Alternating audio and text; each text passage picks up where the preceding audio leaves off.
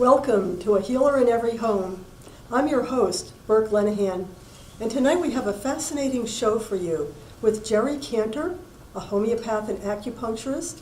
Jerry has academic credentials, including teaching associate in anesthesiology at Harvard Medical School, and he's also written a number of really interesting books. Tonight we'll be discussing one of them, The Toxic Relationship Cure. But first, Jerry's going to talk to us about the Emotional Toolkit and how it relates to homeopathy. Thank you, Burke. We were all born with a toolbox of emotions. It's inborn to us, according to the Chinese, my version of them. Okay. This is the hammer of anger. Okay. The thing about a tool is when you use a tool, it does a job, and then you put it away. That's how it should be. Our emotions are exactly the same way. They should be cathartic. They should solve a problem. If someone has insulted you, hurt your feelings, it's appropriate to be angry for a period of time, get it off your chest, be done with it, then you put your tool away. You put your anger tool away. And that's the hammer of anger. It has a claw end on the other side of it, and we're going to talk about some dysfunctional use of this later on when we're talking about relationships, remedies for relationships. What's the remedy that has too much anger, and what's the remedy that has... Yeah. Okay, so if you annoy somebody, maybe they'll get mad. But there's some people who you say something nice to them, they're also mad. They can't let go of this hammer of anger. They're overusing it. That would be a remedy like stramonium. Somebody who cannot get mad, or who's using the claw end of this, I call that the dysfunctional cousin of anger, vexation. Mm-hmm. And that in that situation, it's very clear they the anger is not cathartic. They're kind of clawing away at themselves. So after they get angry, they just feel even worse. And as I say, they're using the claw end of the hammer. Or it can be suppressed anger, which can be so destructive. Yes, in that case, they're not using their hammer at all. Mm-hmm. Here, should we take out another tool? Okay, putting it away because I'm done with it, even though I'm not really angry. This is the hacksaw of sadness. Why a hacksaw? Because if we have a grief, if we have a loss, it's appropriate to be sad, it's appropriate to mourn, but there has to be an end to it. At some point, we must cut ourselves off from that so that it doesn't overrule our lives. And there's some remedies like pulsatilla, where someone is crying all the time, but they're very, very peevish. They're really hard to be around, very sympathetic, but it's like they can't let go of this. It's like almost like there's an irritation from the blade of the hacksaw of sadness. They just can't let go of this. The converse of that is a remedy called natrum muriaticum, where someone can't cry, but their feeling is, I'm going to be a very, very good person, a very good girl. So if I do something right, nobody else will get hurt, nobody else will die. Highly responsible state, and the feeling there is if I cry, I will cry forever. So I can't have that. Or if I actually get past this grief, that would dishonor the loss. So they never take their hacksaw of sadness out of the toolbox. That's not good. Okay.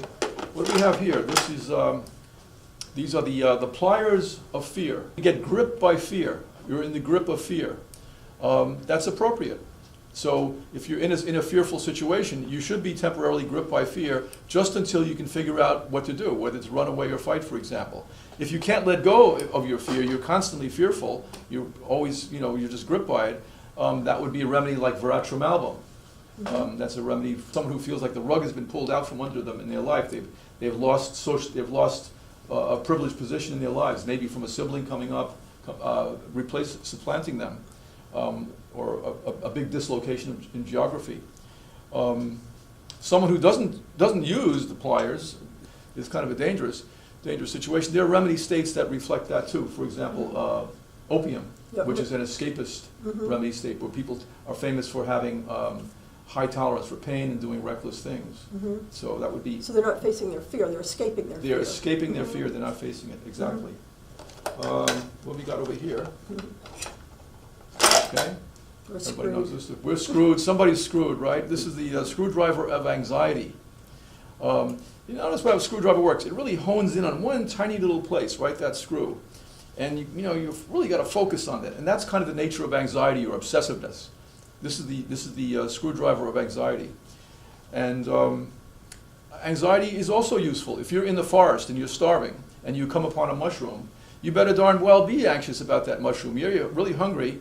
Don't gobble the thing. Maybe just use your anxiety to eat a tiny amount of that so you can maybe not die from it if it's poisonous. And if it is good for you, then you get an idea that it's okay. So this is the appropriate use of the screwdriver of anxiety. Arsenicum album is a famous remedy for somebody who's overly anxious. Yes, it's good to be perfectionistic, but you don't want to be perfectionist about everything. On top of having potentially an obsessive disorder, that state really aggravates the stomach. It can infect the mucous membranes and so forth.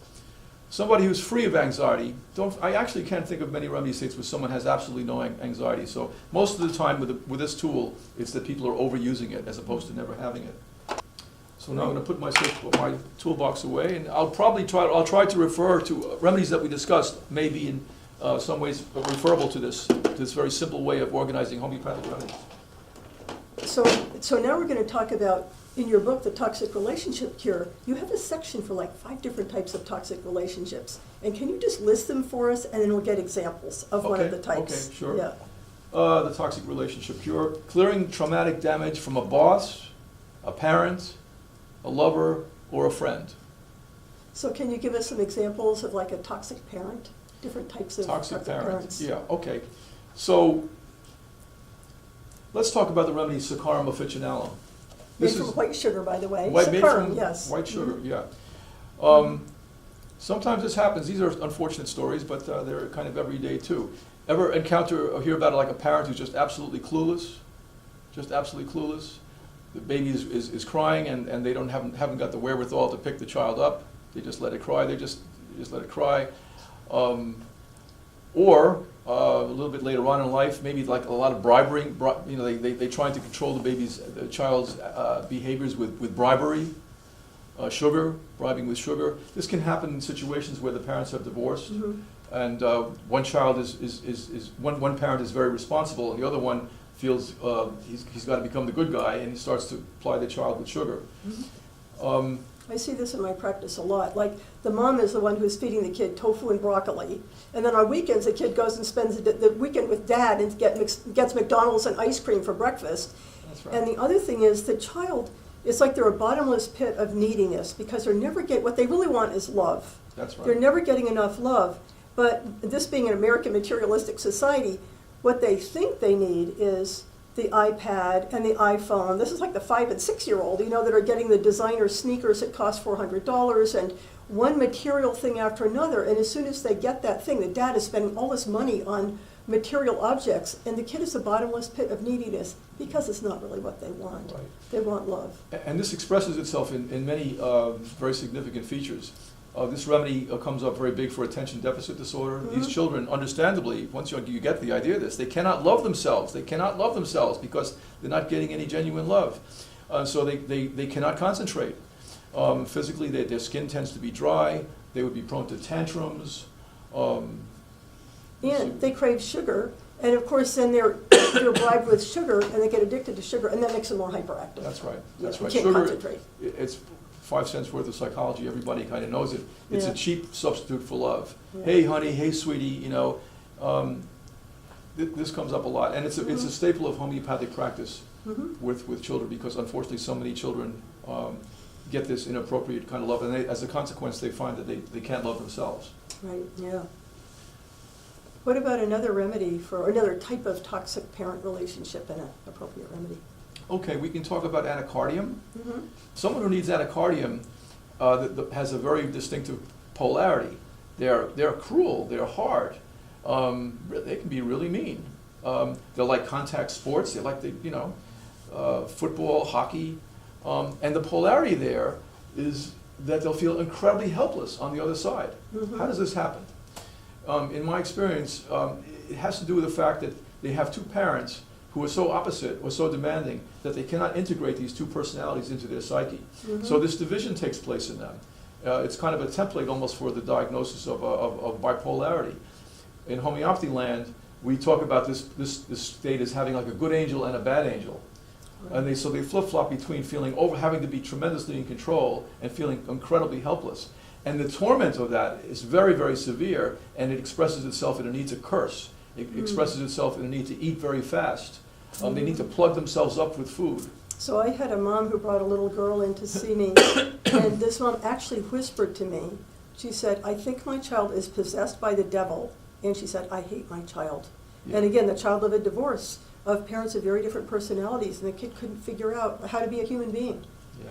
Now, in the book, the example I use in my book for this one particular client, and by the way, these are composites.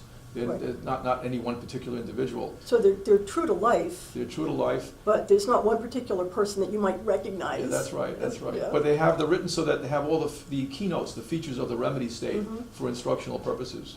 So in this particular instance, the guy had a pair of parents who were both rageaholics, Mhm. hugely controlling, and they wouldn't go to this guy escaped into sports, and he was all, but his parents didn't go see any of his games or anything like that. And then the father died at a very young age, and the mother, who was balanced, whose energy was balanced by the husband, now was completely uncontrolled and made these incredible inroad demands on his life, and he felt very, very disrespected. He would say, she tramples on my mother tramples on my self-respect. If you need a remedy like that, and you're drawn to contact sports, Yeah. that might predispose you to needing another remedy like natrum sulfurica, which is very, very good for head injury, which also has the theme of I'm invisible, which you can see comes out of that same Right. same dynamic. Right. How about a third remedy for toxic parents? Okay, I would say the biggest one would be thuja. Right. Mhm. Thuja, which is made from tree of life, arbor vitae, grows everywhere. The problem with someone who needs thuja is horrific self-esteem.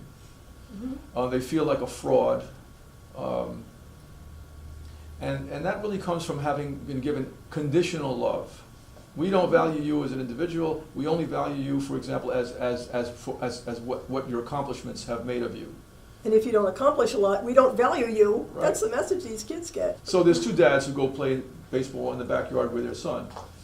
In the first instance, the dad grabs a glove and a bat and a ball, and they go back to the backyard. Mhm. The dad lobs the ball to the son. Son swings, hits a pop-up. Dad says, wow, nice swing, really nice, made good contact with it. I noticed you kept your eye on the ball. Throws the ball again, kid hits a ground ball. Even better contact. It's so much fun to be out here with you. You know you had an uncle who played in the minor leagues? Throws the ball again, the kid hits a little fly ball out. Wow, this is tremendous. The second instance is not so good. A different father goes in the backyard with his son, throws the ball to the son. Kid hits the same pop-up. The father says, what the hell was that? What kind of swing was that? Throws the ball again to the son. Kid hits a ground ball. Father says, what, are you trying to kill worms? You're like a spastic. This is horrendous.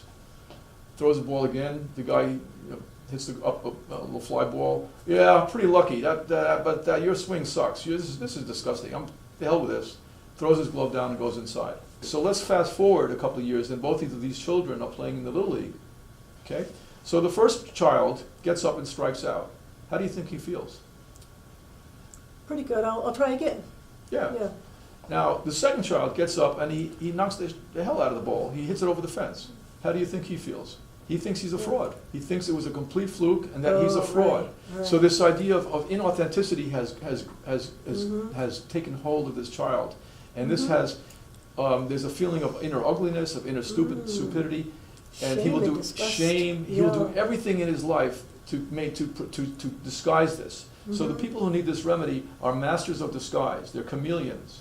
Mhm. But the truth of what's going on with them internally has to come out. And this is like a Mhm. kind of folk wisdom. They'll be prone to warts, all Mhm. inner ugliness coming out in the skin. There's a joke that Groucho Marx used to tell that he would not join a club that would have him as a member. It's funny, but it's also a very, very bitter joke, how poor your self-esteem is.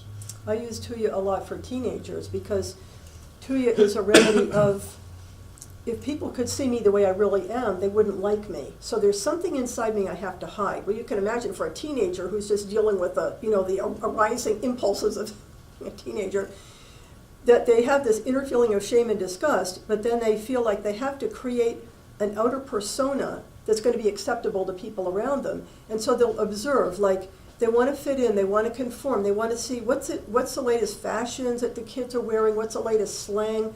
They kind of study it to try to get it right, but it's not really natural. Like, they don't actually feel natural with it, and they're afraid of being found out.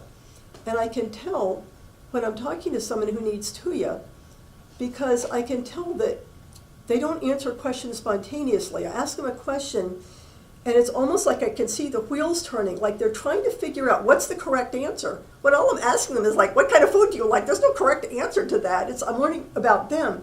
but they're kind of assessing the situation. They want to seem normal. They're trying to figure out what's normal in this situation. And because they're putting such energy into creating this acceptable facade, they've given themselves away. And I know they need Tuya. Yeah. And like your example of the wart, the other thing they'll get is pimples. And what a teenage problem to have. And it's like their body betrays them. Their body knows there's something they're trying to hide, and their body won't let them get away with it, and their body puts it right out on the surface for everyone to see. I had 4 generations of a Jehovah's Witness family come as clients. It was great, such great clients. So the 16-year-old boy, he had a problem that he was going on his first date. He was going to the prom, and he had a gigantic pimple on his nose. So they brought him in to deal with the pimple. And so in talking to him, I guessed that he needed Tuya, and I guessed that he had something to hide, you know, that here he is in this pretty conservative church community, you know, with pretty prudish attitude towards teenagers dating. It was actually a very controlled situation. And so I gave him Tuya to help him to integrate more and accept himself more, and I also just gave him a little pep talk, which I thought he probably hadn't gotten from any of his family or church members, about what's normal and what's totally okay for a 16-year-old boy to be feeling like you're really okay, you're a human being, you know, just to make him feel better about himself. Well, what you talk about, the wheels turning, Mm-hmm. the term I sometimes use for that is mental gymnastics. Mm-hmm. So people who need that, they'll want to be anybody other than themselves. Mm-hmm. Anybody. They cannot access their self-interest, and they make terrible decisions. And their mental and all that, but all that energy that someone who doesn't need that remedy has just feels his gut. Is this person good for me? Is this a good idea? Right. All that energy goes into this overthinking. And one of my prime examples of that is the kid who was brought to me because he was convinced he was a robot. Mm-hmm. You know, came as, and I know I from the case history, everybody tried to argue him out of it. No, you're not a robot. Darn it, you're not. You're a boy. You know, nothing worked. You'll be defeated. And I asked what was the history of this, and he was taking a class in biology, and he was learning about Darwin. And in Darwinian philosophy, you don't have much individuality. You're the victim of your environment, and this is what comes out. And random gene mutations. Yeah, so he grabbed onto this idea, and I know that, of course, this was just the surface of it. He must have been disrespected early on, various things that hurt his self-esteem early on that made him susceptible to this. But what I said to him was, I was not my first rodeo. I was not going to engage with him in convincing him this, plus it's not my job. I said, it's okay, it's fine, I've treated many robots before. It's not going to be a problem. And sure enough, I gave Thuja. And the thing is about it, because there's so much pain in that history, the Thuja states is like an insulating layer that insulates you from the pain of having had your psyche destroyed early on. So when you peel that away with a remedy, something more authentic, but grief comes forward. And then you get to treat that with a subsequent remedy, like natrum sulfurica or something like that. Yeah, so you had the example of, like, the warts, like the time in American society that was the most conformist and the most emotionally suppressed and the most concerned with everybody, kind of the white picket fence, suburban, leave it to beaver version of American society. The 1950s in America. And it's absolutely true to me. I mean, that a remedy state can infect an entire population. So after World War II, the United States had won the war to end all wars. The economy was booming. Everything was going great. You know, we defeated this great monster. We're never going to have to deal with this kind of stuff again. And then one day we woke up and learned, oh my God, we have a new enemy. And the new enemy has the atomic bomb. And the 1950s erupted, which was just like what you were saying, full of shame and secrecy and guilt and conformism, buried racism. It was a very, very inauthentic time. Now in homeopathy, after we give Thuja, very often another remedy comes up that it's its complement, which is Medorrhinum, which is all about recklessness, sex, drugs, rock and roll. Many of the same physical symptoms, but this eruption of resolution of all the suppression. And what happened after the 50s? We entered into an era of Medorrhinum. Right, sex, drugs, rock and Sex, roll. drugs, rock, the 1960s. So societal changes can follow exactly along the lines of a change that can occur in an individual in terms of homeopathic successions. So Jerry, what I'm noticing is that you've given us a number of different examples of the toxic parent resulting in different types of ways that the child is going to deal with it and different remedies. And that brings us to the idea of susceptibility in homeopathy. You can have different people in the same situation. You can have 5 kids in the same family having different experiences of the same toxic parent and Yeah. needing different remedies. That's right. Yeah, I have a good example of that. It's a little like germ theory too. We know, notice if when an epidemic goes through a neighborhood, right, not everybody gets the same condition exactly the same level. Some get very sick, some get moderately, some get nothing Some people at don't all. get sick, right. So that's the problem with germ theory. We believe in it. We certainly know that there are germs. But on the other side of the equation is our susceptibility, our inner terrain. The example I was thinking about was I was watching a TV documentary about 5 identical quintuplets, all boys, lived together. They were like 5 or 6 years old. They ate exactly the same food. They were Same environment. same environment, no Yeah. difference.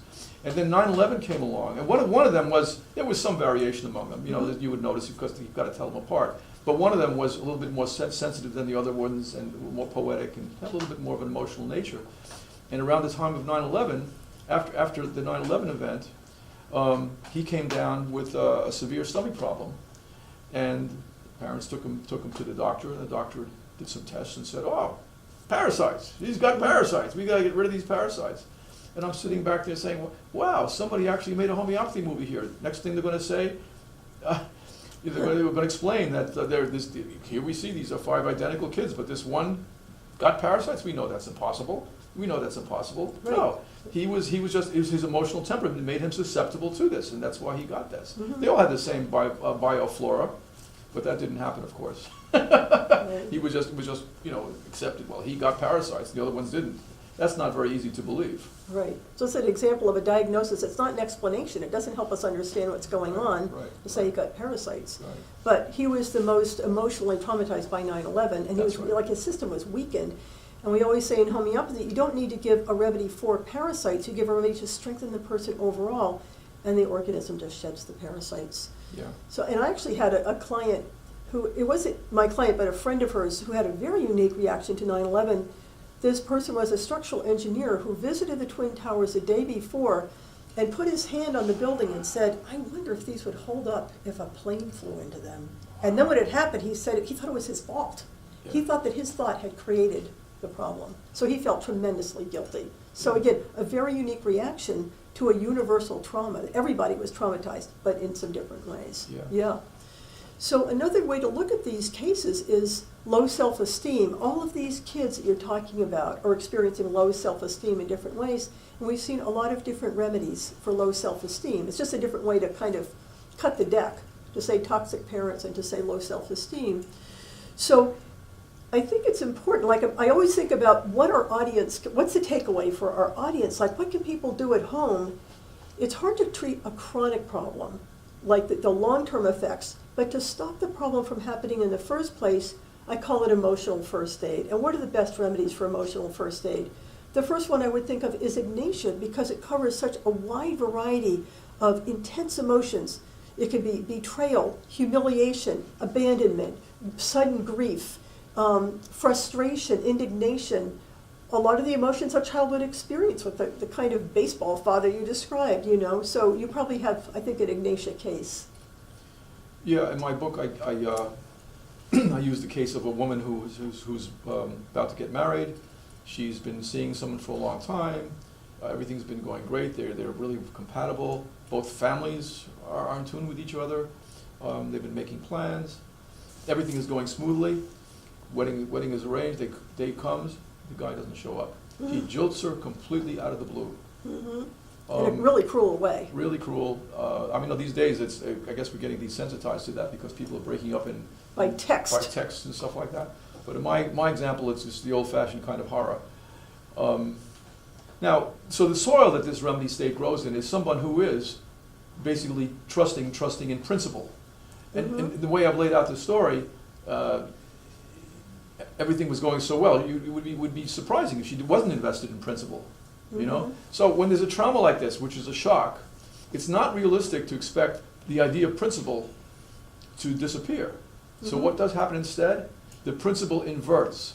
the principle inverts. As opposed to everything working out okay, the psyche now says, look, I'm invested in principle, but I've learned something horrendous from this shock. It must be that it's not the problem of having a principle. The problem is that the principle has inverted. Everything is supposed to become a screw-up. So someone who needs Ignatia, their emotions are very all over the place. Very they get a lump in their polarized, throat, yeah. very polarized. But if you have a discussion, get into a discussion with them, they will turn it into a victimization. Suddenly they'll create it in such a way that it's suddenly that as if you've attacked them. I love giving Ignatia because at the end of it, of course, they'll need other grief remedies. But when they come back, they'll say something like, your remedy did nothing, but everybody's being nice to me now. So that's one. Right, yeah. And then gelsemium, the remedy for Yeah, gelsemium. emotional shutdown. Emotional shutdown. It's a famous remedy for the flu, of course, but homeopaths know this secret that usually you're going to become susceptible to the flu from having had a setback, something frightening. And it can just be a sudden loss of money that like a loss of income. There's many kinds of setbacks we can experience. In a recent case of mine, a woman who I've been working with for quite some long time, who had overcome a lot in her life from having been abused and being denigrated, made a lot of progress. She had divorced a husband who was, she actually completely outgrew her husband, who was an old-fashioned, very repressive kind of a guy. She found another relationship, was going pretty well. But this relationship ended in also kind of a devastating fashion that forced her to go back and live in the house that her father had renovated for her, and it was completely full of memories that the idea that she was now regressing. So this idea of a setback, she was set back, and consequently she came to me. She was shaking. She wanted to just escape, lie in or go in a room. She wanted to close her eyes. This is gelsemium, and it has many of the features of a flu without actually being the flu, but you could sort of see how that would predispose you to something like that. Right. So people could actually get these remedies in a health food store in a 30C potency, very reasonable, moderate potency, very safe. When people are in an extreme emotional upset, they're either reacting with strong emotions like Ignatia or kind of emotional shutdown and retreat like gelsemium. Yeah. It's great to treat it on the spot and very safe to treat kids who are upset.